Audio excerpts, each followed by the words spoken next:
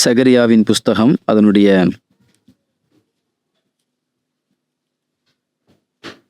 9ஆம் அதிகாரம் அதனுடைய 12ஆம் வசனம். சகரியா 9ஆம் அதிகாரம் அதனுடைய 12ஆம் வசனம்.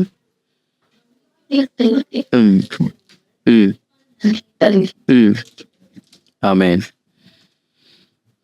ஆண்டவர் இந்த இடத்துல பார்த்தீங்கன்னா ஒரு எனக்கு இந்த வார்த்தையை இது ஒரு பக்கம் ப்ராமிஸ் மாதிரி இருக்குது. அதனால் இந்த வார்த்தையை தான் நான் பேசணுமான்னு யோசிச்சுட்டு இருக்கும்போது நேற்று நைட் ஒரு மெயில் வந்துச்சு. நேற்று நைட் ஒரு மெயிலை வாசித்தோம். அதை நான் காலையில் கூட ஷேர் பண்ணிகிட்டு இருந்தேன். அப்போ அதை நான் வாசிட்டு இருக்கும்போது அப்போ புரிஞ்சுக்கிட்டேன், ஓகே ஆண்டவர் இதை தான் பேச சொல்கிறார் என்பதை குறித்து. அதை நான் அடுத்து சொல்கிறேன் வரும்போது. தேவ ஜனங்கள் பார்த்தீங்கன்னா, இஸ்ரவேல் ஜனங்கள் பாபிலோனிலிருந்து வந்துட்டாங்க. இப்போ இஸ்ரேல் தேசத்துக்குள்ளே வந்துட்டாங்க. இஸ்ரேல் தேசத்துக்குள்ளே இப்போ அந்த சர்ச் கட்டுற வேலை நடந்து கொண்டே இருக்கிறது. ஆனாலும் இப்போ இவங்க சிறைகளாக இல்லை. இதுக்கு முன்னாடி சிறையாக இருந்தாங்க 70 வருஷம். ஃபிசிக்கலி அவங்க என்ன இல்லை, ஒரு பிரிசனராக உள்ள இல்லை அவங்க. ஆனால் வெளியே வந்துட்டாங்க, நல்ல இடத்துக்கு, அவங்க சொந்த தேசத்துக்கு வந்துட்டாங்க, சொந்த வீட்டுக்கு வந்துட்டாங்க. நீங்கள் ஆகாயில் போய் பார்த்தீங்கன்னா வீடுகளை கட்டி எல்லாம் கட்டி அவங்க வாழுகிற ஒரு சூழ்நிலைக்கு வந்துட்டாங்க. ஆனால் இவங்களை பார்த்து ஆண்டவர் சொல்கிறாரு, நம்பிக்கையுடைய சிறைகளேன்றாரு. நம்பிக்கையுடைய சிறைகளே, பிரிசனர்ஸ் ஆஃப் ஹோப் என்று ஆங்கிலத்தில் எழுதப்பட்டிருக்கிறது. அப்போ நம்பிக்கையுடைய சிறைகளே, நீங்கள் என்ன சொல்கிறார் ஆண்டவர்? அரணுக்கு திரும்புங்கள், இரட்டிப்பான நன்மையை தருவேன், இன்றைக்கே தருவேன். ஹல்லேலூயா. அப்போது அவர்கள் ஃபிசிக்கலாக சிறையில் இல்லை. அவங்க கம்ப்ளீட்டாக ஆண்டவர் அவங்கள நல்ல ஃப்ரீடம் கொடுத்து, கோரேஸ் என்கிற அந்த தரியூஸ் என்கிற ராஜா எல்லா ஜனங்களையும் விடுதலையாக்கி, நேற்று கூட அந்த செய்தியை தான் நான் அங்கே சுக்குபாவில் பேசிகிட்டு இருந்தேன். பேசும்போது அதில் பார்த்தீங்கன்னா, இந்த 7ஆம் அதிகாரத்தில் இந்த ஜனங்கள் எல்லாம் கூடி வராங்க. தேவாலயம் கட்டப்பட்டு 2 வருஷம் 2வது வருஷம் ஆரம்பிச்சிட்டாங்க. 4வது வருஷம் தேவாலயம் நடந்துக்கிட்டே இருக்குது. இப்போ லீடர்கள்லாம் என்ன நினைக்கிறாங்கன்னா, இஸ்ரேலிருந்து எருசலேமில் தானே தேவாலயம் இருக்குது, அப்போ 2 ராஜ்யமாக பிரிஞ்சிருந்தாங்க பார்த்தீங்களா. அப்போ மேலே நார்த்தில் இருந்து சவுத்துக்கு வராங்க, லீடர்ஸ் வராங்க. என்ன லீடர்ஸ் எதுக்கு வராங்கன்னா, நாங்கள் வருஷம் 5ஆம் மாதமும் 7ஆம் மாதமும் உபவாசம் பண்ணி ஜெபம் பண்ணி கொண்டிருந்தோம். இப்போ நாங்கள் மீண்டும் ஜெபம் பண்ணணுமா? ஏன்னா இப்போது தேவாலயம் கட்ட ஆரம்பிச்சிட்டோம், ப்ராசஸ் நடந்துக்கிட்டு இருக்கு. நாங்கள் வருஷம் 70 வருஷம் நாங்கள் இதே மாதிரி 5ஆவது மாதமும் 7ஆவது மாதமும் உபவாசம் பண்ணி ஜெபம் பண்ணி கொண்டிருந்தோம். நாங்கள் இதை திரும்ப இந்த வருஷமும் ஜெபம் பண்ணுமோன்னு ஆண்டோட கேட்குறாங்க. எதுக்கு இவ்வளோ நாள் ஜெபம் பண்ணோம்? ஜெபம் பண்ணுறது தப்பு இல்லைல்ல. அப்போ அவங்களோட தாட் என்னன்னா, ஈவன் லீடர்ஸ் அவங்க என்ன நினைக்கிறாங்கன்னா, ஸோ சர்ச்சு கட்ட ஆரம்பிச்சிருச்சு, இனி நம்ம எதுக்கு நம்ம ஜெபம் பண்ணணும் அப்படின்ற ஒரு நிலைமைக்கு லீடர்ஸ் வராங்க. இப்போ பாருங்க, இந்த ஜனங்கள் சிறைகளாக இருந்தாங்க, சிறையிலேருந்து ஆண்டவர் கொண்டு வந்துட்டாரு. ஃப்ரீடம் இருக்குது. இப்போ எல்லாரும் இங்கே வந்துட்டாங்க. எருசலேமில் தான் இருக்கிறாங்க, இஸ்ரேல் தேசத்தில் எல்லாரும் வந்துட்டாங்க. கொஞ்சம் பேர் பாபிலோனில் தான் இருந்தாங்க. அப்போது ஏன்னா அவங்களுக்கு பாபிலோன்லேருந்து வரத்துக்கு மட்டும் யார் விருப்பப்படுறாங்களோ அவங்க போகலாம். எகிப்துலேருந்து வரும்போது எல்லாரும் போகணும். பாபிலோன்லேருந்து வெளியே வரணும்னா யார் விரும்புகிறாங்களோ அவங்க வெளியே வரலாம். இது ஒரு பயங்கர ஆவிக்குரிய அர்த்தம் உண்டு. ஸோ இப்போ பாருங்கள், இந்த ஜனங்கள் வந்துட்டாங்க, எருசலேமில் தான் இருக்கிறாங்க, ஃப்ரீடமாக நல்லா இருக்கிறாங்க, வீடுகளை கட்டி எல்லாமே இருக்காங்க. ஆனால் ஆண்டவர் பார்த்து சொல்கிறாரு, நம்பிக்கையுடைய சிறைகளே.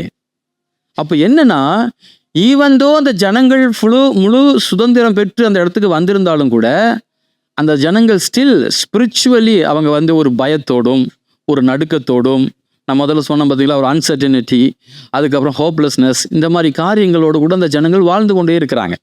இப்போ இப்படிப்பட்ட ஜனங்களை பார்த்து ஆண்டவர் என்ன சொல்றாருன்னா, நீங்கள் அரணுக்கு திரும்புங்கள், அரணுக்கு திரும்புங்கள். ஹல்லேலூயா. ஆண்டவர் அவங்க மேலே ரொம்ப ஏக்கமாக சொல்றாரு, நீங்கள் அரணுக்கு வாங்க. அப்போ நேற்று நான் சொன்ன பார்த்தீங்கன்னா, அந்த மெயில் என்ன வாசிச்சுன்னா, அதாவது நம்ம சர்ச் மெயிலில் என்ன பிரச்சனைன்னு பார்த்தீங்கன்னா, அந்த கூகுளில் போயிட்டு என்ன பண்ணுவாங்க, சர்ச்சில் கான்டாக்ட் ஃபார்மில் இத்தனைக்கும் நிறைய செக்யூரிட்டி, ப்ரைவசி பாலிசி எல்லாம் போட்டு வச்சுருந்தாலும் நிறைய ஸ்பாம் மெசேஜ் வரும். அதில் பார்த்தீங்கன்னா நிறைய பேர் நீங்கள் SEO உங்களுக்கு வேணுமா? நேற்று ஒருத்தங்க ஃபேஸ்புக்கில் நான் அந்த வீடியோ சுக்குபால மெசேஜ் பேசுனத ஒரு ஸ்க்ரீன்ஷாட் எடுத்து, அந்த மெசேஜ் எனக்கு எடுத்து, நான் உங்கள் வீடியோவை நான் ஃபேஸ்புக்கில் வாட்ச் பண்ணேன், உங்களுக்கு வியூ நிறையா வேணும்னா சொல்லுங்கள், நான் ஹெல்ப் பண்ணுறேன். இப்படி எக்கச்சக்க மெசேஜ் வந்துட்டுருக்கோம், சரிங்களா? அதனால் சில நேரங்களில் அந்த நம்ம வெப்சைட்லேருந்து வர மெசேஜே அல்லது நம்ம டோக்கியோ தமிழ் சர்ச்சி @gmail.com வர மெசேஜே நம்ம வாசிக்கிறதுக்கே இன்ட்ரெஸ்டே இருக்காது.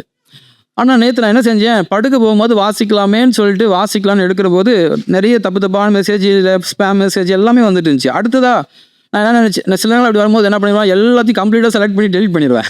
ஆனால் நேற்று நான் என்ன செஞ்சேன், நான் ஒவ்வொன்றா வாசிக்கிட்டே வந்தேன்.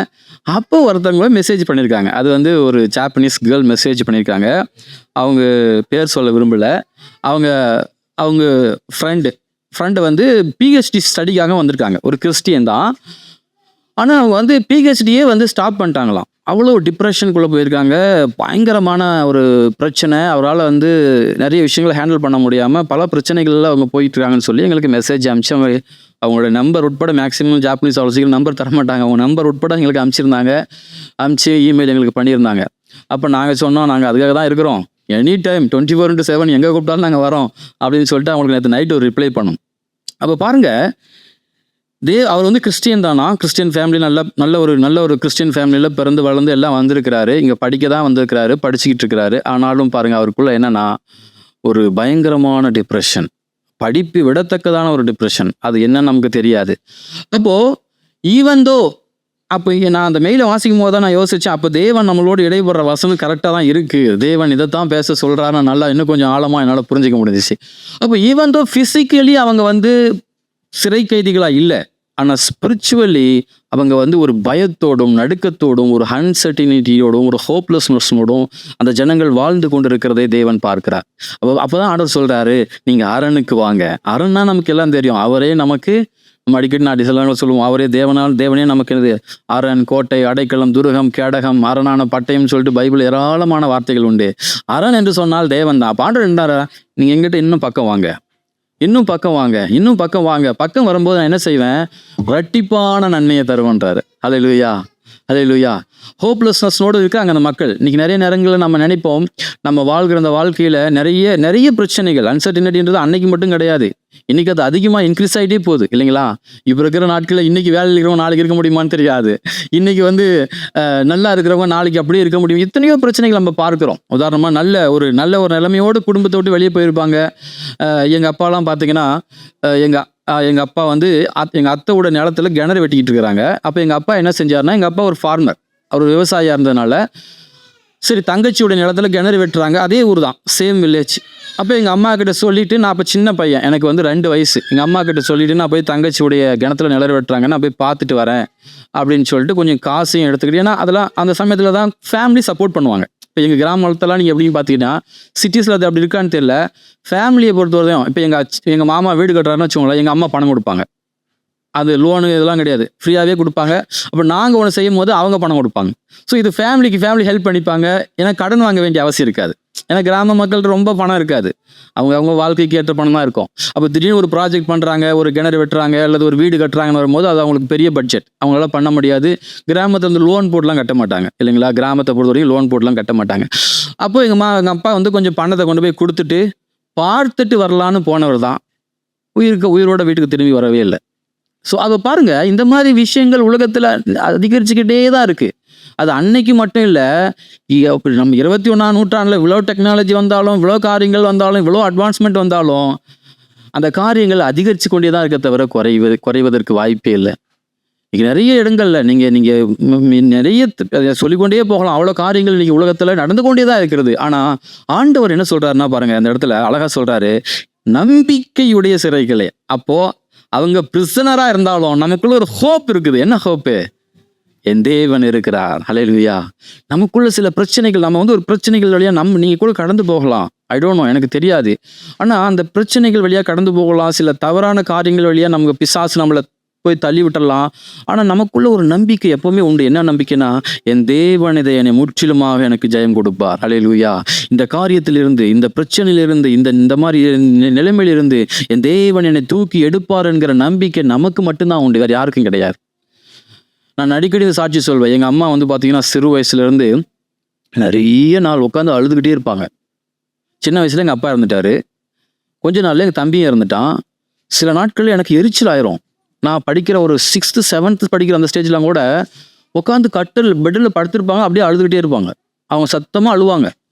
எனக்கு கோபமாக வரும். எனக்கு அப்போ அந்த புரிஞ்சுக்கிற வயசு கிடையாது. சரி, அம்மா எதுக்கு அழுறாங்க, என்ன பிரச்சனைக்கு அழுறாங்கலாம் புரிஞ்சுக்க வயசு கிடையாது. அப்போ என்ன செய்வோம்னா, கோபமாக வரும், நம்மளை தூங்க விடாமல் உட்காந்து இவங்க டிஸ்டர்ப் பண்ணுறாங்களேன்னு அப்படி இருக்கும்.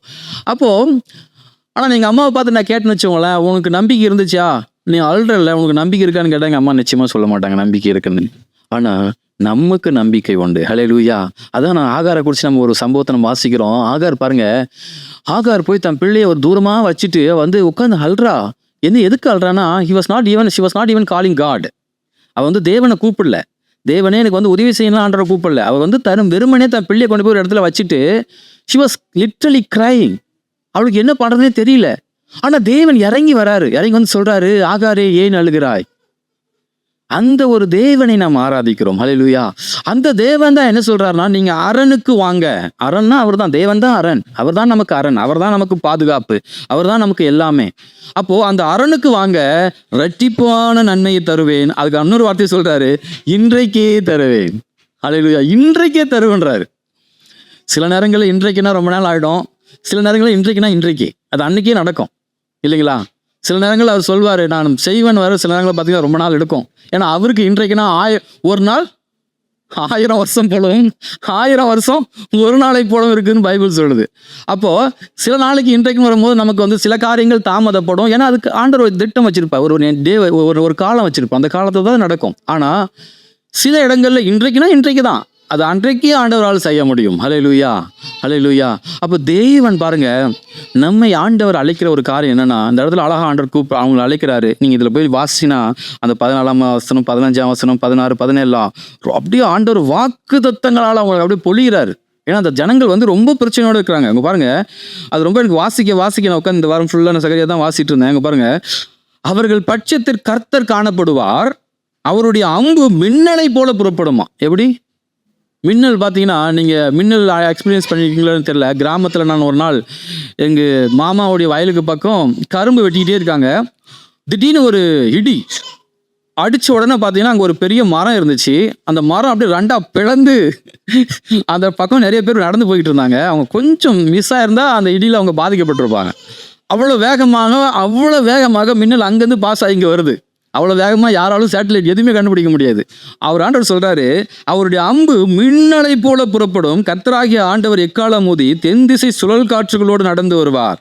சேனைகளின் கர்த்தர் அவர்களை காப்பாற்றுவார். அவர்கள் பட்சித்து கவன் கற்களால் கீழ்ப்படுத்திக் கொள்வார்கள். அவர்கள் குடித்து களிப்பினால் ஆரவாரிப்பார்கள். பானபாத்திரங்கள் போலவும் பலிபீடத்தின் கோடிகளைப் போலவும் நிறைந்திருப்பார்கள். அதுக்கப்புறம் சொல்றாரு, அந்நாளிலே அவர்களுடைய தேவனாகிய கர்த்தர் தம்முடைய ஜனமான மந்தையாகி அவர்களை ரட்சிப்பார். அவர்கள் அவருடைய தேசத்தில் ஏற்றப்பட்ட கொடிகளின் கிரீடத்தில் பதிந்திருப்பார்கள். அவருடைய காருண்யம் எத்தனை பெரியது, அவருடைய சௌந்தரியம் எத்தனை பெரியது, தானியம் வாலிபரியம் புது திராட்சரசம் கன்னிகைகளையும் வளர்க்குன்னு சொல்லிட்டு ஆண்டவர் அப்படியே அவங்கள வந்து ரொம்ப எப்படி ஒரு தகப்பன் வந்து ஒரு பிள்ளையை போய் தேட்டுருவாங்க பாருங்க. சில நேரங்களில் பிள்ளைங்களை வந்து தகப்பன் அடிச்சுட்டா என்ன செய்வாங்க, தாயோ தகப்பனோ ஒரு கோபத்தில் அடிச்சுட்டு என்ன செய்வாங்க, அவங்ககிட்ட போய் உட்காந்து பேசி, எப்பா நீ இப்படி பண்ணிட்டு அதனால தான் நாங்கள் உன்னை அடித்தோம் அப்படின்னு சொல்லிட்டு, அது சில நேரங்களில் ஒரு பிள்ளையாக தான் நடக்கும், 2-3 பிள்ளைங்களாக தான் நடக்காது. சில நேரங்கள்ல நான் கிறிஸ்டில் இருக்கிற வரையும், கிறிஸ்டில் மட்டும் இருக்கிற வரையும் அவனை பார்த்தது மாதிரி நாங்கள் வேறு யாருமே 3 பேருமே பார்த்துருக்க மாட்டோம். ஆனால் இப்போ 3 வந்ததுக்கப்புறம் சில நேரங்கள் அடி விழும். ஆனால் அதை நம்ம போய் உட்காந்து பேசுறதுலாம் சில நேரங்கள் நேரம் இருக்காது. ஆனால் அவன் ஒரு சிங்கிளாக இருக்கும் போது அவனுக்கு அவ்வளோ கொடுப்பேன், அவ்வளோ அவனை வந்து பார்த்துருக்கோம், அவ்வளோ அவனை கவனிச்சிருக்கிறோம். அவனுக்கு கவனிச்ச மாதிரி இவங்க 2 பிள்ளைங்களும் நாங்கள் கவனிக்கவே இல்லை. அப்போ பாருங்க, நம்ம அப்படி போய் பேசுவோம். ஒரு தகப்பன் போய் தங்கள் தாய்கிட்ட பிள்ளைங்கிட்ட பேசுவாங்க பார்த்தீங்களா, அப்படி ஆண்டவர் வந்து அவங்களோட ரொம்ப பேசுகிறாரு. நான் உங்க கூட இருப்பேன், உங்க கூட வருவேன், உன் பாதுகாப்பேன், உன்னை நடத்துவேன், நீங்கள் வந்து உங்கள் எதிரிகளெல்லாம் நீங்கள் வீழ்த்திடுவீங்க, நீங்கள் வந்து ஜெயமாக இருப்பீங்க. ஏன்னா ஆண்டவர் சொல்கிற அடுத்து பாருங்க, அவர்கள் அவருடைய தேசத்தில் ஏற்றப்பட்ட கொடிகளின் கிரீடத்தில் பதிந்திருப்பார்கள். 16ஆம் வசனம் சொல்லப்படுது. அப்போ தேவ ஜனங்களாகிய நாம் தான் ஆண்டவருக்கு என்னது, ஒரு ஜெயம். ஹல்லேலூயா. நம்மளும் நம்ம சபைங்கிற ஒரு காரியத்துக்காக நோக்கி நடந்துட்டு இருக்கும்போது நம்மளுடைய திங்கிங் வந்து ஒரு இடம் அல்ல, ஆனால் அந்த இடத்தை வச்சு நம்ம என்ன பண்ண முடியும் தேவ ராஜ்யத்துக்கு என்பதுதான் நம்மளுடைய யோசனையாக இருக்கிறது. அப்போ பாருங்க, இப்போ இருக்கிற காலகட்டத்தில் ஏராளமான காரியங்கள், இந்த காரியங்களை நிறைய நான் சொல்லிகிட்டே போகலாம். ஆனால் இப்போ இருக்கிற காலகட்டங்களில் அந்த பிரச்சனைகள், காரியங்கள் நிறைய சூழப்பட்ட ஒரு சூழ்நிலையில் தான் நம்ம வாழ்ந்து கொண்டிருக்கிறோம். ஆனால் ஆண்டவர் சொல்கிறாரு, நீங்கள் அரணுக்கு வாங்க, அரணுக்கு வாங்க. நீங்கள் அரணுக்கு வரும்போது ஆண்டவர் சொல்கிறாரு, நான் இரட்டிப்பான நன்மையை தருவேன். ஹல்லேலூயா, ஹல்லேலூயா. நம்ம இரட்டிப்பான நன்மையை தருவேன், இன்றைக்கே தருவேன். ஹல்லேலூயா. அப்போ நம் தேவன் நம்முடைய வாழ்க்கையில நம்ம என்ன காலகட்டங்களில் கடந்து போனாலும் சரி, எப்படிப்பட்ட சூழ்நிலைகள் கடந்து போனாலும் சரி, நம்மை அவர் பார்க்கிறார். நம்ம சூழ்நிலைகளை அவர் அறிந்திருக்கிறார். அறிந்தவர் மாத்திரமல்ல, நம்முடைய சூழ்நிலைகளிலிருந்து நமக்கு உதவி செய்கிறவராகவும் இருக்கிறார். அது மாத்திரம் இல்லாமல் நம்மை ஜெயமாய் வழிநடத்துகிறவராகவும் இருக்கிறார். ஹல்லேலூயா, ஹல்லேலூயா. நம்ம எப்படிப்பட்ட காலகட்டங்கள் நடந்து போனாலும் சரி, எப்படிப்பட்ட சூழ்நிலைகள் நடந்து போனாலும் சரி, அல்லது எப்படிப்பட்ட காரியங்கள் நம் வாழ்க்கையை நம்மளை திசை திருப்புகிற மாதிரி நடந்தாலும் சரி, ஒரு காரியத்தை நம்ம மறந்து விடக்கூடாது. நமக்கு நம்பிக்கை தருகிற, நம்மை வழி நடத்துகிற, நமக்கு பாதுகாப்பா இருக்கிற, நமக்கு அரணா இருக்கிற நம்ம ஆண்டவராகிய இயேசு கிறிஸ்து உண்டு. ஹல்லேலூயா, ஹல்லேலூயா. நீங்க தேடும் போது தான் அதை நம்ம கண்டடைய முடியும். அவர்கிட்ட நம்ம க்ளோஸா போக போகத்தான் நம்ம என்ன செய்வோம், நம்ம அதை கண்டுபிடிக்க முடியும். நான் அடிக்கடி ஆரம்ப நாட்களில் ஜெபம் பண்ணும்போது நான் ஒரு பிக்சர் இப்படி போடுவேன். நான் மைண்ட்லேயே ஒரு பிக்சரை வரைஞ்சிக்குவேன். எப்படி வரைஞ்சிக்குவேன்னா, அதாவது நீங்கள் ஸ்தேவான் பார்த்தீங்கன்னா, பிதாவின் மகிமையானவரையும் அவர் வலது பாரசத்தில் கிறிஸ்துவானவர் நிற்கிறதையும் நான் பார்க்கிறேன்னு சொல்கிறார் பார்த்தீங்களா. அந்த பிக்சரை நான் அப்படியே வரைஞ்சிப்பேன், என் மைண்டில் வச்சுப்பேன் ப்ரேயர் பண்ணும் போது. ஆண்டவரே, நான் வேதம் வாசிக்கிற போது நீங்கள் எப்படி எனக்கு பின்னாடி இருக்கிற மாதிரி, பரிசுத்தாவியானவர் உள்ள இருக்கிறாரு, அவங்க நமக்கு பின்னாடி இருக்கிற மாதிரி இல்லை, நான் அவங்கள பார்த்து நான் முன்னாடி உட்காந்து பைபிள் வாசிக்கிற மாதிரி ஒரு பிக்சர் வரைஞ்சிப்பேன். ஆனால் நான் தேவனுக்காக செயல்படுற போது அவங்க நம்ம கூடவே நிற்கிற மாதிரி அப்படி நான் அப்படி யோசிச்சுக்கிட்டு நான் அடிக்கடி ஜெபம் பண்ணுவேன். எனக்கு இந்த மாதிரி நீங்கள் என்னை நடத்தணும், இந்த மாதிரி என்னுடைய ஊழியங்களை நீங்கள் என்னோட கூட இருக்கணும், என்னுடைய ஃபேமிலி லைஃப், மினிஸ்ட்ரி லைஃப், எல்லா காரியங்களும் நீங்கள் எங்களோட இப்படி இருக்கணும்னு சொல்லி நான் அடிக்கடி ஒரு இதை மனசில் வச்சுக்கிட்டு நான் ஆண்டவர் சமூகத்தில் ஜெபிப்பது வழக்கம். அதுபோல் தேவன் அவருடைய அரணுக்குள்ள நம்ம கிடந்து போக போக போக போக தேவன் நம்மை வழிநடத்துகிறவராக இருக்கிறார். ஹல்லேலூயா, ஹல்லேலூயா, ஹல்லேலூயா. நம்ம ஒருவேளை நம்ம கடந்து போகிற பாதையில் நம்ம சில காரியங்கள் நமக்கு எதிரும் புதிருமா காணப்படும். ஆனால் ஆண்டவர் மீண்டும் சொல்றாரு, நம்பிக்கை உடை சிறைகளை அரணுக்கு திரும்புங்கள். ஈவந்தோ நமக்கு நம்பிக்கையோடு தான் இருக்கிறோம், நம்ம சுற்றி ஒரு பெரிய பாதிப்பு பிரச்சனைகள் நம்ம சுற்றி சூழ்ந்து நிற்குது, அந்த சூழ்ந்து நின்றாலும் கூட நமக்கு நம்பிக்கை ஒன்று வேணும். ஹல்லேலூயா. ஒரு நாள் நான் திருமண காரியத்துக்காக நான் சொல்கிறேன், திடீர்னு ஆண்டவனை லீட் பண்ணேன். ஒரு நாள் நான் திருமணம் ஒய்ஃபுக்கு எனக்கு பயோடேட்டா அனுப்பிட்டாங்க, நானும் அவங்களுக்கு அனுப்பிட்டேன். ஒரு நேராக எந்த இல்லை, அவங்களும் என்ன செஞ்சிட்டாங்க, சரி மேலே படிக்கலான்னு சொல்லிட்டு பிளான் பண்ண ஆரம்பிச்சிட்டாங்க. அப்போது நான் ஒரு நாள் என்ன செஞ்சேன், மச்சிகாவான்ற இடத்துல மினிஸ்ட்ரி பண்ணிகிட்டு இருக்கேன். நானே சமைக்கணும், நானே சாப்பிடணும், நானே எல்லாம் பண்ணணும், எல்லாமே நானே தான் பார்த்துக்கணும். அப்படி ஒரு சூழ்நிலை இருக்கும்போது எனக்கு ரொம்ப ஒரு குறிப்பிட்ட தனிமையாக இருக்கிற மாதிரி ஒரு ஃபீல். ஸோ ஒரு டைம் என்ன செஞ்சுட்டேன், ஒரு நாள் போயிட்டு உட்காந்து பயங்கரமாக அழுது தேவ சமூகத்தில் பயங்கரமாக ஜெபம் பண்ண ஆரம்பித்தேன் அந்த ஒரு நாள். அப்போ ஜெபம் பண்ணிவிட்டு நான் என்ன செஞ்சேன், எனக்கு நீங்கள் தேவ சித்தமான இந்த திருமணம் தான் உங்கள் சித்தம்னா அந்த ப்ராசஸ் உடனே நடக்கணும்னு சொல்லிட்டு நான் ஜெபம் பண்ணிவிட்டு வித்தின் ஒரு ஃபியூ டேஸில் நான் தமிழ்நாட்டுக்கு வரேன். தமிழ்நாட்டுக்கு லீவுக்காக வந்திருக்கிறேன். அப்போது எங்கள் அம்மா கிட்ட சொல்கிறேன், இந்த மாதிரி அதுக்கு முன்னாடி நிறைய வச்சுட்டு இருந்தாங்க, நிறைய விஷயங்கள் அவங்க சொல்லிகிட்டே இருந்தாங்க. எத்தனையோ விஷயங்கள், நகை போடுற பொண்ணு வேணும், அதுக்கப்புறம் இல்லைனா என்ன சொல்கிறது, நம்ம கேஸ்ட்டில் தான் வேணும், அப்படி நிறைய விஷயங்கள் சொல்லிகிட்டு இருந்தாங்க. நகை போடுறதுன்றது அதை பற்றி பேச வரல, அந்த மாதிரிலாம் அவங்க சொல்லிட்டு இருந்தாங்க. இந்த பயோடேட்டா இவங்க நகை போடாத பயோடேட்டா வந்ததுனால. அப்போது நான் சொல்லிகிட்டே இருக்கும்போது நான் உடனே வீட்டுக்கு வந்திருக்கிறேன். வீட்டுக்கு வந்துட்டு நான் சொல்கிறேன், இந்த மாதிரி வர சொல்லியிருக்காங்கன்னு சொன்ன உடனே திடீர்னு எங்கள் அம்மா சொன்னாங்க, சரி நடக்கும் போகலாம் நீங்கள்ட்டாங்க. திடீர்னு காலையில் உட்காந்து பேசிகிட்டு இருக்கோம், உடனே கிளம்பலான்ட்டாங்க. 10 மணிக்கு கிளம்பணும். நாங்கள் நைட்டு வீடு போய் சேரும்போது, அவங்க வீட்டுக்கு போய் சேரும்போது நைட் 2 மணி. நைட் 2 மணிக்கு மாப்பிள்ளை வீடு வந்தது இந்த உலகத்தில் யாருக்குமே இருக்காது, எங்களுக்கு தான் நடந்திருக்கும். அப்போ பாருங்க, தெய்வ சமூகத்தில் நம்ம போய் விழும்போது, தேவ சமூகத்தில் நம்ம இருதயத்தை உடைக்கும் போது தேவன் அதற்கு ஜெயத்தை கொடுக்கிறார். ஹல்லேலூயா. நம்ம என்ன பொறுத்தவரை என் லைஃப்பில் என்ன மாதிரியான பிரச்சனை வந்தாலும் சரி, நம்ம அதை ஈஸியாக மேற்கொண்டு வெளியே வந்துடலாம். ஏன்னா நமக்கு ஒரு நம்பிக்கை உண்டு, அவரால் முடியாத உலகத்தில் வேற எதுவுமே கிடையாது. ஹல்லேலூயா. அப்போ நமக்குள்ள ஒரு சிறையான நிலைமை காணப்பட்டாலும் கூட ஆண்டவர் சொல்றாரு, அரணுக்கு வாங்க. ஆனால் நம்பிக்கையோடு நம்ம இருக்கணும். ஹல்லேலூயா. நம்ம நம்பிக்கையோடு சரியா இருக்கணுமான்றதான் காரியம். நம்ம தேவன் மேல் நம்பிக்கையா இருக்கணும். ஹல்லேலூயா. நம்பிக்கையா இருக்கும்போது அவர் அரணுக்கு வரும்போது தேவன் நமக்கு நன்மையை செய்கிறவராக இருக்கிறார். ஹல்லேலூயா, ஹல்லேலூயா. அதனால எதை குறித்து நம்ம கவலைப்பட தேவையில்லை. காலங்கள் வரும், எல்லா காரியங்களும் சரியாக நடக்கும். ஹல்லேலூயா. ஆனால் நமக்கு ஒரு நம்பிக்கை, என் தேவன் என்னை நடத்துவார், என் தேவன் என்னை பாதுகாப்பார், என் தேவன் என்னை வழிநடத்துவார் என்ற நம்பிக்கையோடு நம்ம காத்திருப்போம். இப்பொழுது நம்ம ஆராதனைக்கு நிறைய கடந்து செல்வோம்.